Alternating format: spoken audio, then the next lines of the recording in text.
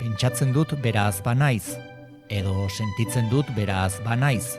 Zerk egiten gaitu? Eduardo Galeanok esaten zuen bihotz pentsalariak garela. Beraz, nola baldintzatzen du gure aldarteak gure arrazoitzeko era. Ze sentimendu piztuko dira zugan gaurko saioa entzutean.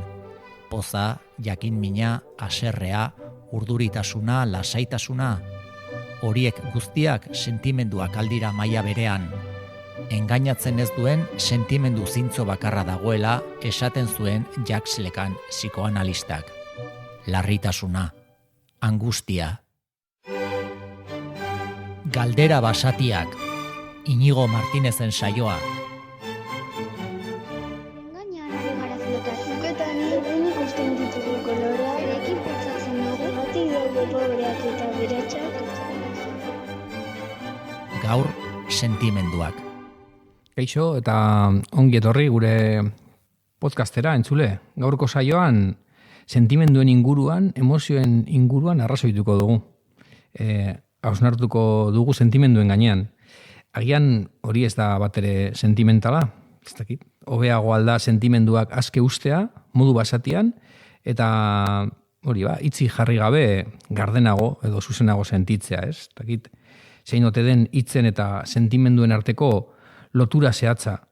Eta, hori argitzeko lagunduko gaitu gaurko gure gonbidatuak, Gari Moiak, filosofiako irakaslea eta jakin-min elkarteko kidea. Hau Gari eta eskerrik asko tortzeagatik. Ez, eskerrik asko zuri gomendatzeagatik.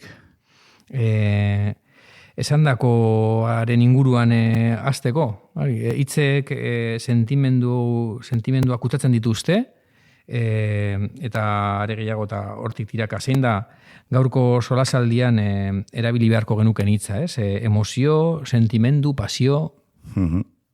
Bueno, ni batzuetan uste dute jendeak oraindik ez dekola oso argi dan emozio edo sentimenduen arteko hori diferentzia, ez du nabaritzen edo behintzat kostatzen zaio lan ulertzea. Ni gogoratzen az, filosofia amaitu nuenean sartu nintzala, gero psikologia egiten, unedean, eta lehenen urtean hartu nituen milaka irakasgai eta konturatu nintzen, kale egin nuela. Baina beho gogoratzen naz, bazegoen irakasgai bat emozioak ditzen zirela, motivazioa, psikologiaren historia eta holan. Eta gogoratzen naz irakurri nebala liburutxo bat Antonio Damaziorena Descartesen akatsa ditzen zana, eta horretan bai egiten zuen definizio bat, edo saiatzen zen definizio bat bilatzen, pues, niretzat hartu izan dudana urtetan, eta hortik mugitu nazela, ez? Damaziok esaten du nolabait gure emozioak bizan daitezkela lehendabizi esperimentatzen ditugunak, ez? Modu bateko batean, bakoitzak estimulo baten aurrean sentitzen, edo, emozionatzen diona, bateko hori, ez? Ez dugu pentsatzen, holan izaten dagoan, eta... Zirrara bat. Bai, holako, ez? Zeozer piztu egiten dugugan, sistema limbikoan omen ematen da, eta gero gure burmuinak neokortesean erantzun bat ematen du. Guk sortzen dugu holako errelato bat, narratiba bat sortzen dugu, zer gertatzen ari den, zergatik gertatzen den, eta nola sentitzen garen. Eta, horreri, badirudi sentimendu bat deitzen diogu.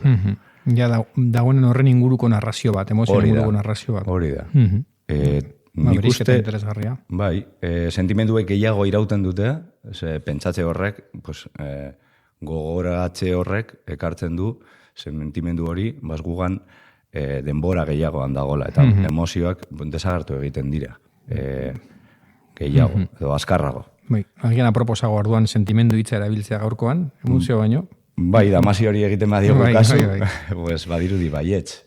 Eta nola zailkatu daitezke, sentimenduak, zer nolako mailak eta mota egin daiteke haien artean, edo bada baten bat oinarrizkoagoa? Oinarrizkoagoa esaten dugunean badirudi beharrezkoagoa dela. Eta nik ez dut uste batzuk beharrezkoagoak direnek edo oinarrizkoagoak direnik. Egia da batzuk sentitzen ditugula edo gehiago, edo hitz egiten dugu hoietaz gehiago, ezagunagoak dira, Reparatzen badiogu Pixarren enfamatu egin zen hori del revés, edo Inside Out zera horreri. Aukeratzen dituzte batzuk, ez? Eta hau dira oinarrizkoak. Hori da. Itxegiten dute arridura, nazka, tristura, amorrua, beldurra, eta zoriona. Eta gero beste guztiak izango liratezke, hain arteko kombinazioak. Bai. Baina ez da erresa esatea, zergatik hauek eta ez beste hauek, zeran aukeratu. Nik uste baita batzuetan irakatsi egin digutelako olakoseak izan behar direla, oinarrezko batzuk dauzela, eta ume txikiekin egiten dugu nahikotxo. Irakatzen diegu horiek izan behar direla, eta ez beste batzuk. Eta ez diegula irakasten apurtxu bat gehiago begiratzea eta pentsatzea emozioen inguruan. Badire emozioak sentitzen ditugula, barkatu sentimenduak hortik datozela eta listo, ez? Emozioetan gelditzen gara eta ez dugu hausnarketa hori egiten. Arrazionalizazio prozesu hori nik uste beharrezkoa dela, ez? Horrela klasikoa jarri eta ematen du, askotan aipatzen dira oinarrizko gisa bi edo, ez dakit, ez? Torkitolako borroka mitiko bat, eros eta tanatos, maitasuna eta gorrotoaren artean, ez dakit, zein indartsuagoa, maitasuna edo gorrotoa, eta ze lotura dago bien artean, galdera... Batean etorri zait, ez dakit ikusi duzuen pelikula bat, deitzen dena Historiaren gaua, da Charles Lawtonen pelikula bat, bere garaian Robert Mitchunek protagonizatu egin zuena, eta predikadore bat omen doa herrietatik, eta kontatzen duelako historio bat. Heltzen da etxe batera, non alargun bat, bi umeekin bizi dana, eta saiatzen da saltzen apur bat, ongi eta gaizkiaren parabola bat, maitasuna eta gorrotoarekin, ez? Eta bera tatuatu eta deko eskuman uste dutala gorrotoa, eta eskerrean maitasuna. Eta saltzen du zein dan gorrotoa eta maitasunaren arteko burruka horretan nork irabaziko luke. Ez dugu irakurta politikorik egingo, ez? Ez. Egin daiteke, baina ez dugu egingo. Ez gara sartuko esparru horretan. Eta, gero Spike Jonzek, Spike Lee erabiltzen du, ez? Bere aldokede basa horretan, Radio Rajimek, ez? Eta irabazten du maitasuna, ni horren alde egingo nuke. Egia da, nahiko bitarra omen dala, ez, galdera hori, eta bada, eta dikotomietatik nik uste batzuetan alde egin behar dugula. Baina nik uste beharrezkoak direla biak, ez? Baina nire adibidez esfortzu gehiago kostatzen zait gorrotoa sentitzea, maitasuna sentitzea baino. Nik uste sortzaileagoa dela maitasuna, eta sentimendu hori gehiago irauten duela. Egia da gaur egun bizi garela apurtxu bat, ez, gorrotoaren gizartean, ez? Askotan ipatzen da, ez? Gorrotoa dira azpena nagusi eta agian kontua gero ere egiten dugun hoiekin, ez? Bia dira giza bizitzaren parte eta ze erabilera ematen diogun, ez? Igual irten bide egokiago bat eukia dute bat zein bestea, ez? Maitatu alda asko eta erabilera oso, ez dakit, mingarria egin horrekin edo gorrotoa aldarrikatzeko zerbait eta antolatzeko bai izan daiteke baliogarria. Bie badaukate bere balioa hori dudigabe eta nik hori horretan pentsatzen dut, baina nik uste esfortzu gehiago kostatzen duela pertsona bat zehozer gorrotatzea, nik gorrotoa sentitu duan bakoitzean saiatu naz hortik onartzea, pentsatzea horren inguruan eta hortik aldentzea, alik eta lasterren. Nik uste dut ez duela honik egiten. Osea, maitatzea, egia da apurtxu bat naif eta moñaz izan daitekela kontu hori, baina bai maitasunaren aldarrikapen bat egingo nuke, ez? Uste dut, bizigaren garai hauetan iraultzailea izan daitekela maitasuna aldarrikatzea, ez? Zentzu zabalean. Bai, lagunak, familiakideak, bizitzan topatzen ditugunak edo pasioak baita, ez? Bai. Eta horrekin askotan bilatzen dugu saio honetan arkeologikoki ez? Atzera joan da zin izango zen galdera baten funtza, haurtzarora jotzen dugu, bilaketa horretan, ez dakit, haurtzaroan bereziki nagusitzen den sentimenduren bat, aipatuko zenuken, esan nahi dut, propioa dena, haurtzaroarena propioagoa edo, eta horren arira, nola definituko zenuken haurtzaroa, gari, zer da haurtzaroa zuretzako? Jakiminetik natorrenez, nik uste dute jakimina dala aurrek daukaten emozio oso nabaria, baina segurazki nire beste kideren bat esan duenez, uste dut arridura esango dudala. Aha. Umek edozein gauzen aurrean harridura somatzen dute, ez? Eta mirespena. Eta harridura eta mirespen horretatik datoz bizitzaren galderak. Eta umeak nahiko filosofoak dira. Filosofiaren adarra edo motor hori harridura eta mirespena izan da beti, ez? Orduan aurrak harridura horretatik nik uste esan genezakela direla lehenengo filosofoak. Ez dena dago sortzeke, ez? Haurtzaroan, dena da posible, eta pasatzen zaiena dena da flipantea, ez? Ikus dezakezu nik hilo bateko dela orain txikia, eta dena flipatzen zaio. Ikusten dozu eta hau zer da, eta bestea. Horren atzean harridura bat dago, sorpresa bat dago, eta horrek piztu egiten du. Intensidade bat, bai. Bai, jakindurariako motorra izan daiteke harridura. Eta hor, aipatu duzu, ez? Aurrekin egindako, bueno, ibilizarela hor saio hoietan, aipatu dugu, aur filosofiako tailerretan, eta zer animatu zintuen horretan parte hartzera? Pues izan zen guzti zauzaskoa, filosofiako karrera nire uste honik hazin duen, eta aurrentzako filosofiari saio aipamenik egiten. Zero, egia da bai pedagogian eta holan ematen da zehozer, Linman agertzen da, Vygotsky, baina filosofian okertzen ez banaz, gure programazio osoan ez egoen ez ebez, aurrentzako filosofiaren inguruan. Eta lagun batek gomidatu nintuen Gernikako bakeetxeak egiten zituen aurrentzako filosofiako saio batzuetara, Félix García Morillon zegona, Espainiako sarearen lehendakari eta molako pope bat, estatu mailan aurrentzako filosofian, eta hori izan zen nire lehenengo topaketa. Horren gantzatu zinen. Bai, ze ikusi nuen oso argi hori zala bidea. Holako sistema prusiano batean sartu omen gara filosofiakook, ez? Irakasle bat, magisterra, txapa botatzen du, besteok jat egiten dute, eta gero azterketa baten aurrean, pues, vomitatu egiten dute. Eta eroso zaude, irakasle moduan, ze nik eman ditxazke 8 ordu, Platon edo Wittgensteinen teoriak botatzen klasean, baina aurrentzako filosofiaren metodologiak behar du beste zehozer. Eta hortik aurrera, pues, Madrilen egin dituen bikurtso, eta sartu nintzen horretan, bueno, nire egunerokotasunean klasetan. Erabiltzen duzu. Bai. Lehenengo DBH-tik, batxiraino.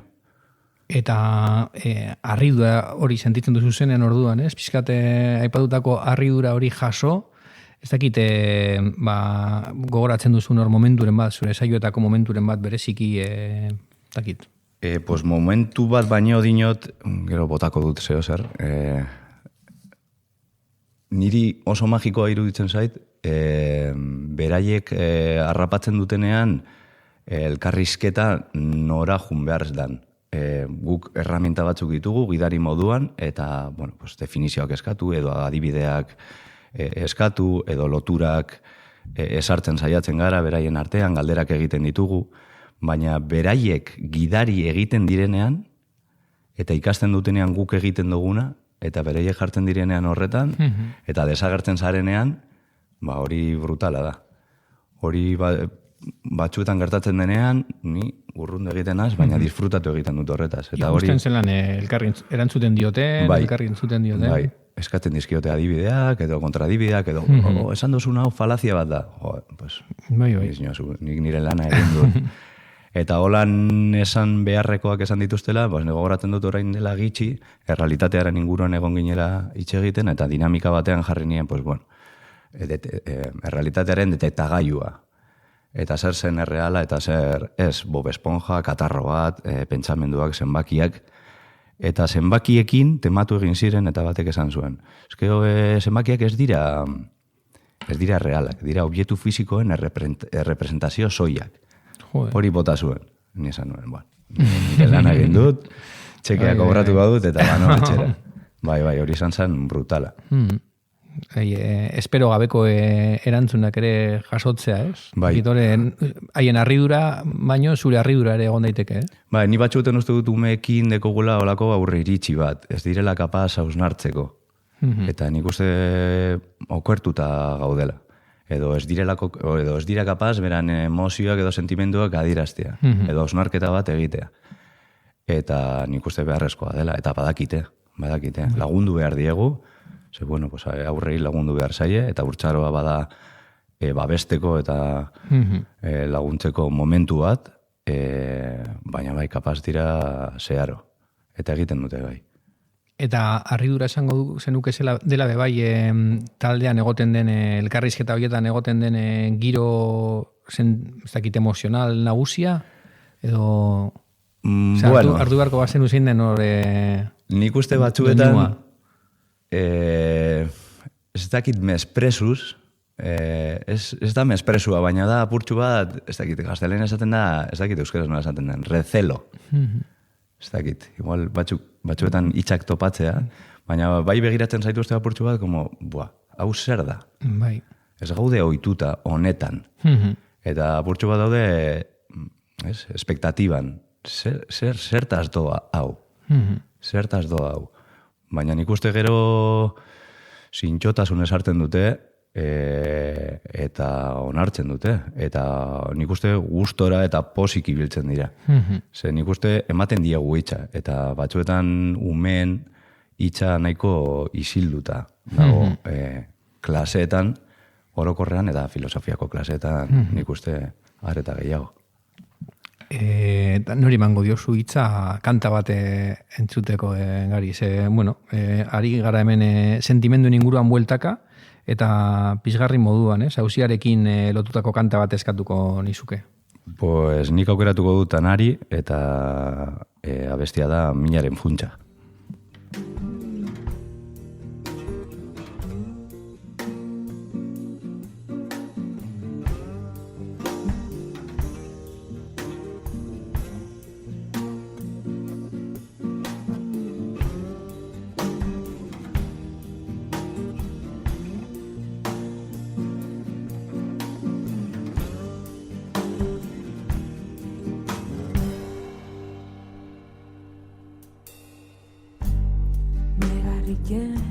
Dudanean hortzaudezu beti hor geldik niri so beti tanik ez dut sentitzen minik negarrak egandoa negarriken dudanean hortzaudezu beti hor geldik niri so beti tanik ez dut sentitzen Nola erabiliko zenuke kanta hau sentimenduen inguruan hausnartzeko edo?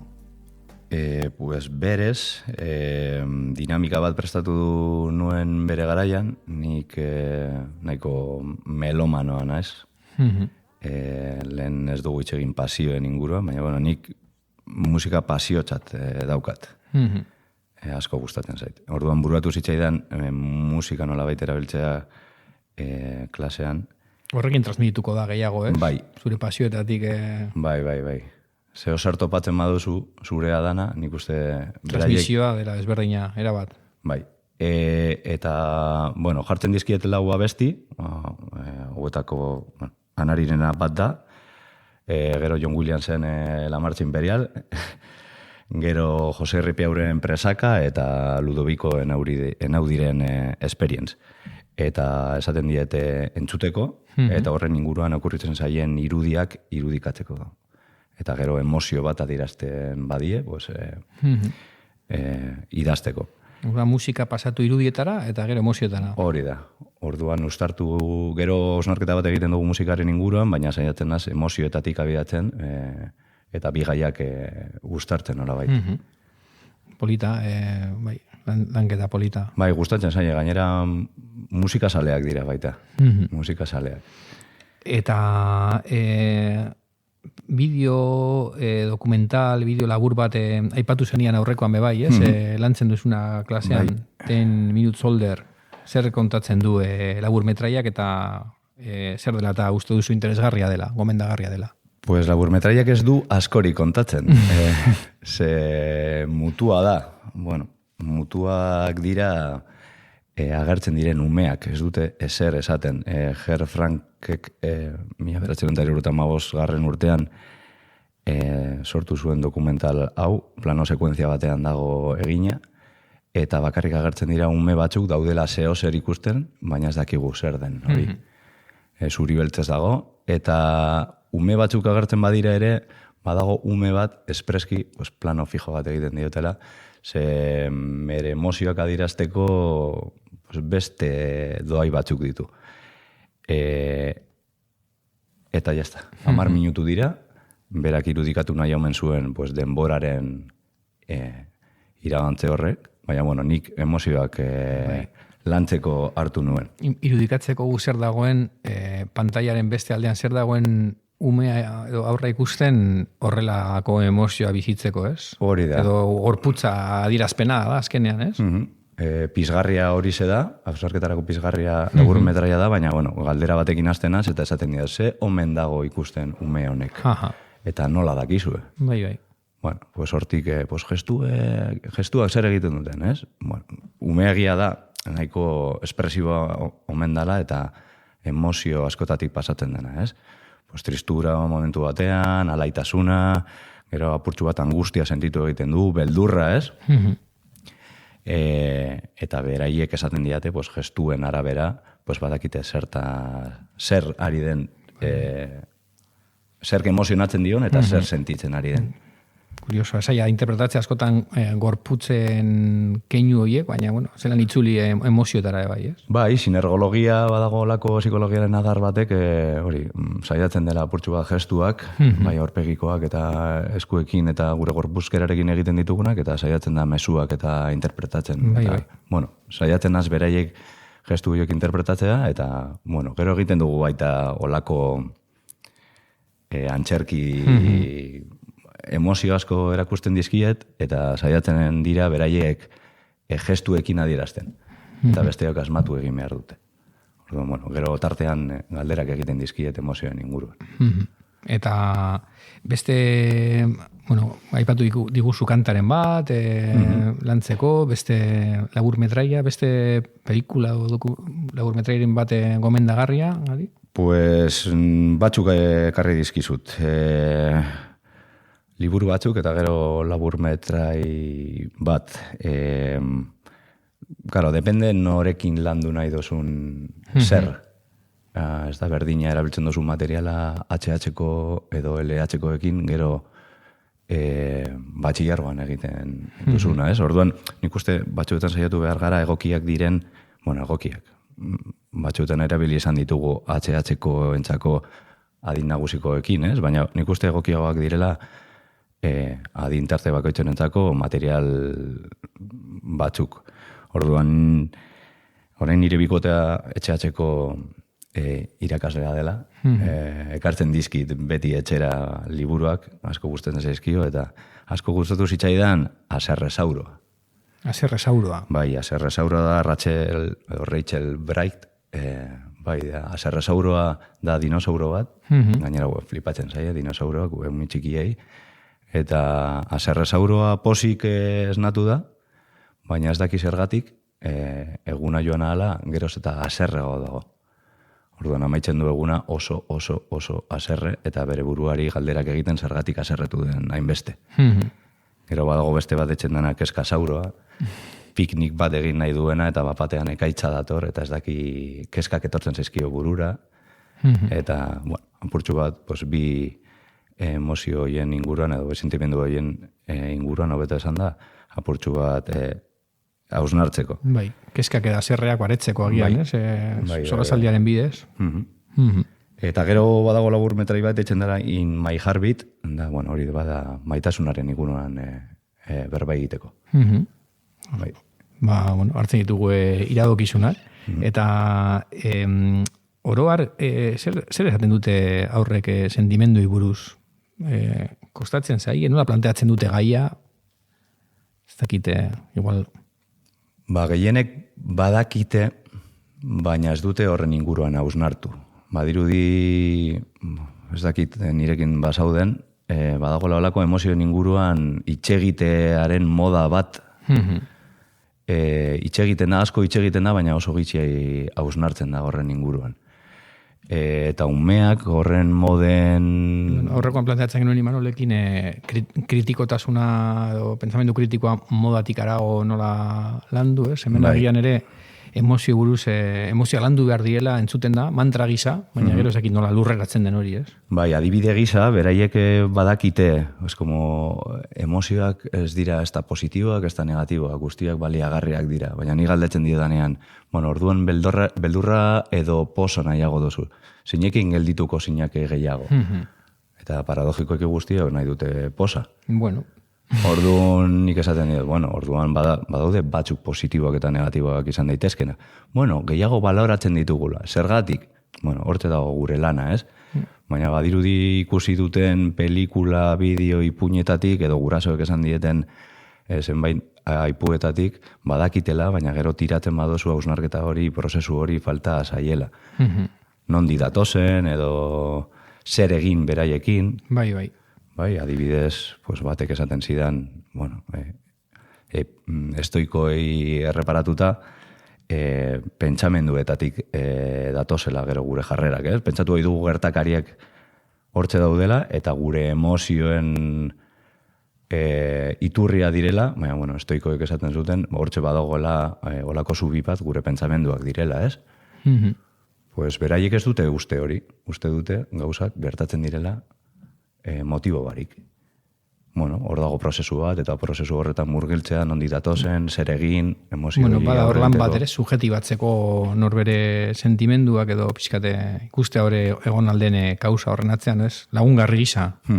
Baina ala ere hori, ez? Aipatu duzu eta entzuten da modan, ez?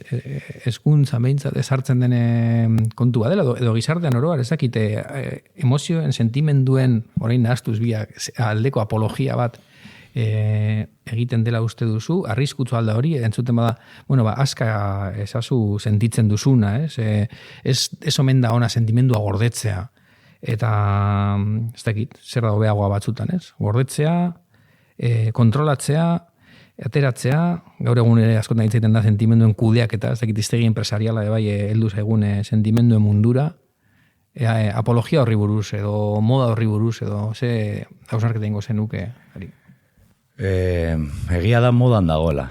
Eta badirudi jausten ari garela emotivismo huts batean, ez? Ni batzuetan deitu izan diot nire buruari como un exhibicionismo emocional. Ez, como jendea bilustu egiten da edozein momentutan, edozeinen aurrean eta edozein modutan. Ni harritzen nauz, nolako, ez? Doiak dituen jendea hori egiteko. Ni apur bat lotza ematen dit. Zer nik uste hori egiteko hausnarketa bat egon behar dela, eta pentsatu behar duzu. Zer esango duzu, eta nola dirazi behar duzun, eta egia emozionatzen dizun horrek, benetan adierazten den zuk pentsatzen duzunarekin. Batzuetan botatzen ditugunak ez dira benetan emozionatzen gaituztenak. Alde handia egon daiteke erantzun fisiologikoa eta gero zer esaten dugun. Eta jende askok eta esparru askotan edozein gauza botatzen du erreparatu gabe nordekon aurrean eta zein esparrutan egiten den. Nik uste hori arriskutsua izan daitekela. Bada pizkate, bueno, emozioen etika bat ere badago, horren atzean. Eta hala ere, baita ere genero ikuspegitik askotan, entzuten da oso prefabrikatuak edo oso eraikia daudela sentimenduak, nola perspektiba hori nola sakondu pizkate nola heldu horri, baita ere sentimenduak argudia baino manipulagarriagoak ote diren, Baiuzek aipatzen dugungo kapitalismo emozionala, ez? Orduan askotan jotzen dela gehiago emozioetara, sentimenduetara baino, dakite nahazten ari naiz gai desberdina ja amaiera aldera, baina incluso bueno, hoiek oraingoz gari. Vale, bigarren azpi galdera horreri erantzuten saiatzen ikuste esparru politikoan geroz eta gehiago jausten ari garela emotivismo horretan. Eta geroz eta gehiago sentitzen duguna arrazoi bihurtzen da. Eta nik uste hori litzateke holan izan beharko, ez? Arriskua daukagu falazia batean jaustea etengabe, eta zu ofendituta edo triste edo haserre sentitzeak horrek ez du esan nahi.